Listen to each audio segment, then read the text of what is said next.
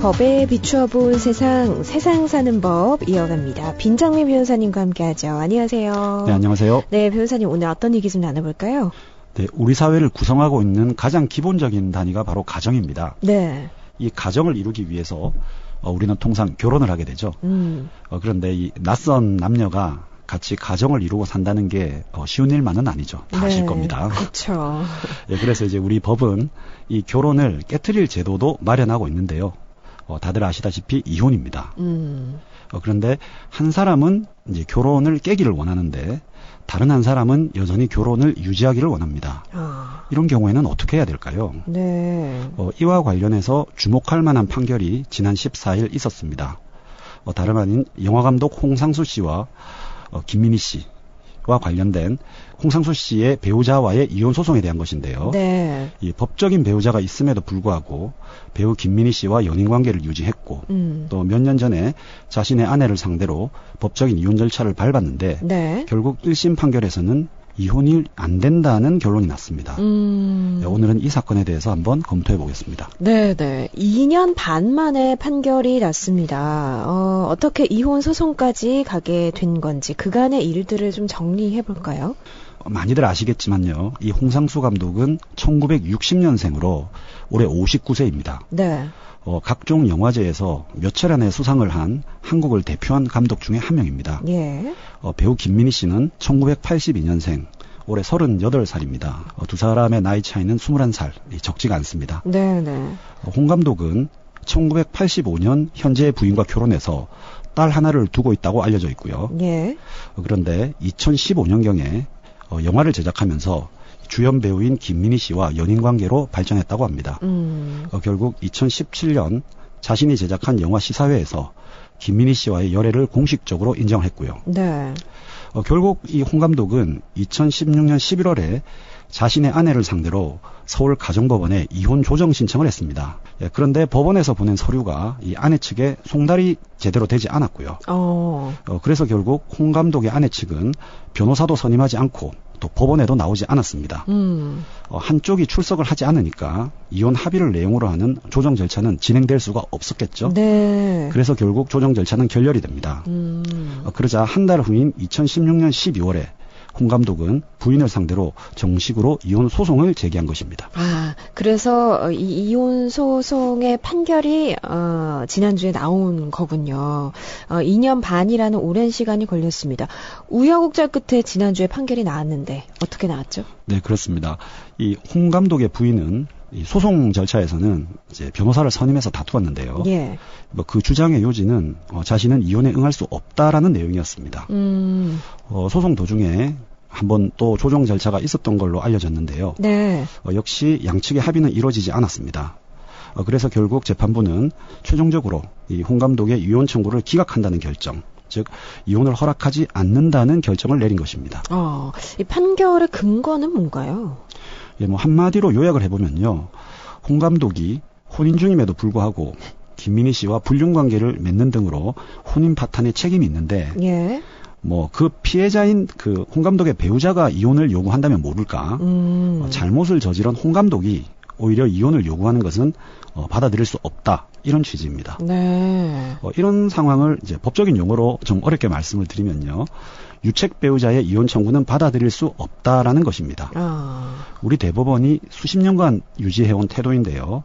이걸 유책주의라고 합니다. 네, 그렇군요. 그러니까 이번 판결이 관심을 모았던 게 혼인 파탄에 책임이 있는 배우자가 이혼 청구를 하는 게 가능한가, 그것을 허용할 것인가 하는 문제였거든요. 그러니까 이혼을 결정하는 기준에 대한 논란이 좀 많았기 때문이죠. 예, 잘 보셨습니다. 일단 이혼을 하는 방법은 크게 두 가지가 있습니다. 예. 이 두 사람이 합의를 해서 결정하는 협의 이혼이 있고요. 네. 그런데 이혼 여부나 혹은 이혼 조건에 대해서 양측의 합의가 되지 않을 경우에는 이 법원에서 이혼 여부를 판단받는 재판상 이혼이 있습니다. 이 재판상 이혼에서 이혼 여부에 대해서 양측이 합의가 되지 않는 경우, 네. 즉 이 홍 감독 사건과 같이 한쪽은 이혼을 원하는데 다른 한쪽은 이혼을 원하지 않는 상황에서 재판부는 과연 어떻게 판단해야 되는가? 네. 여기에 대해서 크게 두 가지 기준이 있습니다. 예. 하나는 유책주의라는 것인데요. 앞서 제가 잠시 소개를 해드렸는데 이 유책주의라는 것은 혼인 파탄에 책임이 있는 사람은 이혼을 요구할 수 없다라는 것입니다. 네네. 또 하나는 파탄주의라는 것인데요. 이것은 누가 이혼을 청구하건 간에 일단 재판부가 봤을 때 혼인관계가 정상적으로 돌아올 수 없을 정도로 파탄, 즉 완전히 깨어졌다고 판단이 되면 일단 이혼은 허락을 해주고요. 네네네. 그 대신에 바람을 핀 유책 배우자로 하여금 상대방에게 위자료나 재산분할과 같은 금전적인 보상을 충분하게 해주자. 이런 주의입니다. 네. 유책주의는 그 유래가 원래 유럽이나 대륙법계에서 있었던 것이고요. 파탄주의는 주로 미국에서 유래한 것으로 알려져 있습니다. 네. 쉽게 한번 예를 들어볼까요? 네. 예, 바람핀 배우자가 있는데요. 이 배우자가 이것을 참고 있는 아내에게 야, 나는 너랑 더 못 살겠다. 딴 여자 혹은 딴 남자랑 살고 싶으니 이혼하자. 이렇게 하면서 이혼 청구를 했고요. 이에 대해서 상대방이 오히려 나는 이혼을 못하겠다 하는 이런 경우를 상정해 보셔야 됩니다. 네네네. 그래서 법정에 갔습니다. 네. 그런데 판사가 바람핀 배우자에게 네가 뭘 잘했다고 이혼 청구를 하느냐 하면서 야 이혼하지 마. 이렇게 하는 것이 유책주의입니다. 네네네. 그런데 파탄주의에 따르면 판사가 그래 지금 니네 상황을 보니 다시 정상적으로 가정생활을 하는 것은 무리겠다. 그러니까 일단 이혼은 해라. 네. 그 대신에 이건 네 잘못이니까 네. 이혼하는 대신에 거액의 위자료를 줘라. 쉽게 말하면 이렇게 판결이 나는 것이 파탄주의죠. 근데 너 이미 판단이 났으니 더 그렇죠. 유지를 하지 말고 하지 마라라는 그 대신 의미로. 보상을 많이 해주라는 거죠. 예. 홍상수 감독 사건은 우리 법원이 이 둘 중에 유책주의에 따라서 네가 잘못했으니까 이혼은 못한다라고 판단을 한 것입니다. 그러니까 유책주의를 유지하는 판결이 난 거네요, 이번에. 예, 그렇습니다. 법원이 유책주의를 이렇게 쭉 이어져 온 이유가 있을 텐데요. 유책주의의 취지는 뭔가요? 예, 우리 대법원이 1965년 이래로 유책주의를 채택해서 혼인 파탄에 책임이 있는 사람은 재판상 이혼을 청구할 수 없다는 입장을 유지하고 있는데요. 네네. 그 대표적인 근거가 바로 축출이혼의 방지라고 합니다. 말이 좀 어려운데 예를 한번 들어보겠습니다. 네. 부부가 있었습니다. 근데 남편은 돈도 잘 벌고 재산도 많습니다. 그런데 이 아내는 아주 어렸을 때 시집 와서 계속 아이를 키우고 가사일만 수십 년 동안 해왔습니다. 요즘은 좀 덜하지만 우리 부모님들 세대가 대부분 좀 네, 이런 상황이었죠. 맞아요. 예. 그런데 남편이 시즌말로 바람이 났습니다. 아내 입장에서는 정말 속이 뒤집힐 일인데요. 그래서 이제 남편을 추궁을 했더니 오히려 남편이 아내에게 야, 나 너랑 못 살고 다른 여자랑 살겠다. 당장 내 집에서 나가라. 이렇게 하면서 이혼을 요구합니다. 근데 아내 입장에서는 마음 같아서야 100번 이혼을 하고 싶지만 아이들도 걱정이 되고 또 이혼녀라는 주위 시선도 걱정이 되고 무엇보다도 이제 평생 집안일만 해왔는데 갑자기 이혼을 하게 되면 먹고 살 길도 사실 막막하죠. 그렇죠. 경제적인 능력이 그렇죠. 없으니까요. 예, 그래서 이제 아무리 그래도 난 이혼은 못하겠다라고 하니까 남편이 급기야 이제 아내에게 이혼 소송을 제기하죠. 네. 자, 만약에 이런 상황에서 법원에서 위자료 조금 주고 재산분할 조금 주면서 이혼해라. 이렇게 이혼을 하라고 판결을 내리면 네. 이 아내는 어떻게 되겠습니까? 너무 절망적이죠. 그렇죠. 이건 사실상 유책 배우자가 아내를 축출, 즉 쫓아내는 것이 되는 것이죠. 네. 이런 상황을 두고 축출 이혼이라고 하는데요. 유책주의는 이런 상황을 막기 위해서, 즉 축출 이혼을 방지하기 위해서 채택이 된 것입니다. 네. 다만 그 이후에 이제 수십 년이 흘렀고 우리 사회도 많이 변했습니다. 앞서 소개해드린 저런 상황이 옛날에 비해서는 많이 줄어들기도 했고요. 네네. 또 아시다시피 누가 잘못했던 간에 부부간에 한 번 깨어진 신뢰는 좀 다시 회복하기가 쉽지가 않죠. 네. 배우자의 잘못된 행동으로 상처를 입은 쪽은 물론이고 또 한때의 실수였고 충분히 반성하고 있는 상황이라 하더라도 과거의 일로 이 유책 배우자도 많이 고통을 받습니다. 무슨 일이 생길 때마다 두 사람은 계속 부딪히고 그렇게 양측 모두 고통을 받는 상황이 지속이 되는 것이죠. 네네. 이런 상황에서 과연 두 사람의 혼인관계를 무조건 유지시키는 것이 옳은가 이런 의문이 이제 제기가 되었고요. 네. 결국 영미식의 어떤 파탄주의를 도입해야 하지 않나 하는 논의가 그것 때문에 시작이 되었습니다. 네. 우리 대법원도 역시 이런 사정을 인지해서 65년도에 유책주의 원칙을 처음으로 채택한 이후에 이후 판결을 통해서 이에 대한 예외도 조금씩 인정을 해왔습니다.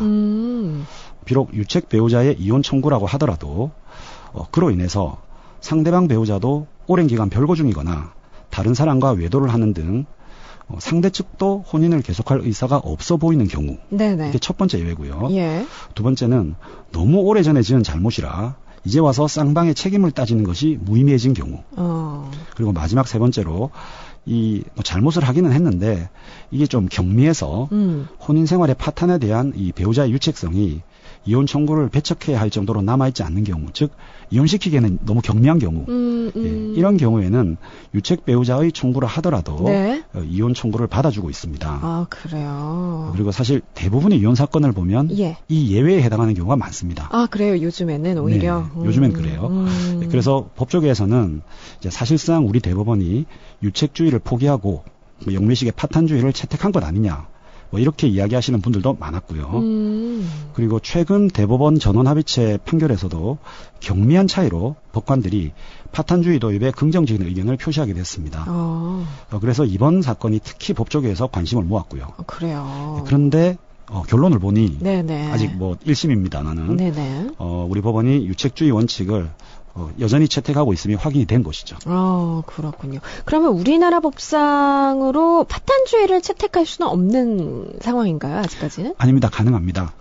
이 법조문에 명시가 된 것이 아니거든요. 네네. 이게 우리나라 대법원 판례를 통해서 형성이 된 것입니다. 그래서 이런 사건들, 예를 들면 홍상수 감독 사건, 유사한 사건에서 이 사건이 대법원까지 갔을 때 예. 대법원이 전원합의체 판결을 통해서 파탄주의를 채택하겠다라고 하면 네. 채택이 가능합니다. 그래요. 네, 그리고 대법원의 원칙은 유책주의지만 예. 사실상 하급심에는 또 파탄주의로 운용되고 있다 이런 얘기들도 많아서 좀 바꾸려면 바꿀 수도 있지 않나 하는 생각은 듭니다. 그렇군요. 변호사님도 이혼 소송 굉장히 많이 하시잖아요. 경험이 많으실 텐데 유책주의의 경우 그런 사례들이 있을까요? 사실 제가 제 전문 중에 하나가 이혼이고요. 네, 하여튼 수백 건 정도 처리한 것 같습니다. 많이 하셨네요. 네. 이번 홍 감독 사례와 같이 유책 배우자로 인정이 돼서 청구가 기각된 사례는 사실 거의 없습니다. 그래요? 네, 이게 아주 좀 드문 판결인데요. 사실 저도 방송을 준비하면서 다른 변호사님들의 의견을 물어봐도 비슷하게 그렇게 많은 사건은 아닌 것 같습니다. 왜 그럴까 이유를 한번 생각해 봤는데요. 네네. 일단 유책 배우자의 이혼 청구를 막아달라는 사건 자체가 그렇게 많지가 않습니다. 시대가 많이 바뀌어서 그런지 오히려 이혼하자 이렇게 되면 이혼에는 동의를 하고 네. 오히려 재산분할이나 위자료에서 좀 유리하게 갔으면 좋겠다라는 그런 의뢰가 대부분이고요. 이건 나이 드신 분들도 마찬가지인데요. 예. 특히 주로 어머님들이 이혼을 해달라고 의뢰를 하시는 분들이 많습니다.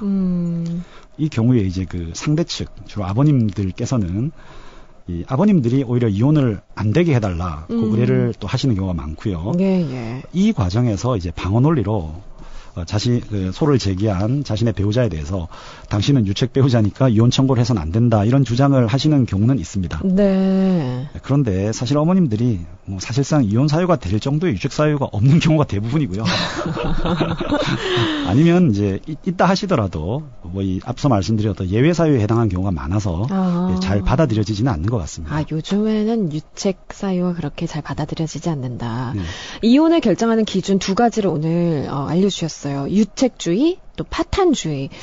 이 두 가지에 대한 의견이 좀 맞서고 있습니다. 이 혼인 파탄에 책임 있는 자는 이혼을 청구하지 못하는 게 맞다.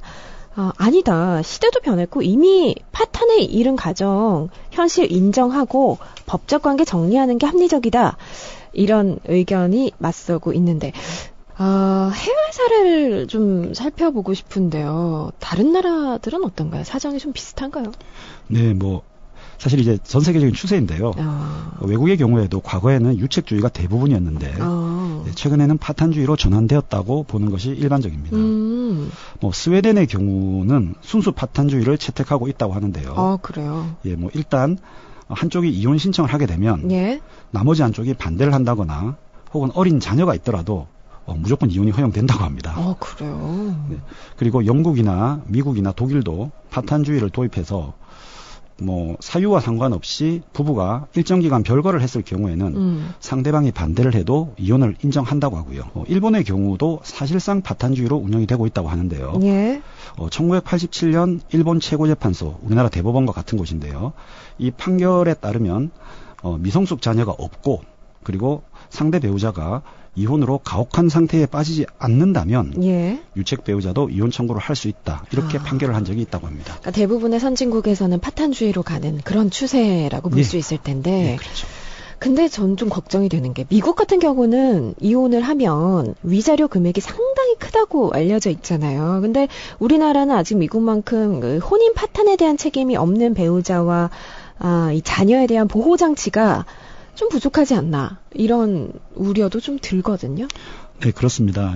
미국은 이제 징벌적 손해배상 제도라는 것이 있기 때문에 네. 더욱 좀 그런 면이 있는데요. 앞서도 잠시 언급했지만 사실 파탄주의가 도입이 되려면 필수적으로 따라와야 하는 부분이 바로 이 책임이 없는 배우자와 자녀에 대한 배상 부분입니다. 그래야지 축출 이혼의 위험을 방지할 수 있기 때문인데요. 그렇죠. 그런데 우리나라는 일단 이 징벌적 손해배상 제도가 아직 도입이 되지 않았고요. 네. 정신적 피해 보상인 위자료 등을 인정하는 금액이 크지가 않습니다. 그래서 현재로서는 조금 안전장치가 부족한 부분이 있고요. 예. 그래서 파탄주의 도입을 고려한다면 이런 부분 역시 반드시 같이 고려가 되어야 할 부분이라고 생각이 됩니다. 네. 홍상수 감독의 이혼 소송 1심 판결이 나왔는데 혹시 대법원 가면 달라질 수도 있을까요? 예, 뭐 그럴 여지는 사실 좀 있어 보입니다. 현재 이 부분이 굉장히 많이 이슈화되고 있기 때문인데요. 사실 저뿐만이 아니라 이제 주변의 법조인들 중에서도 이 1심에서 이 홍 감독의 청구가 기각된 것을 보고 좀 의외다, 놀랐다라고 하신 분들이 많습니다.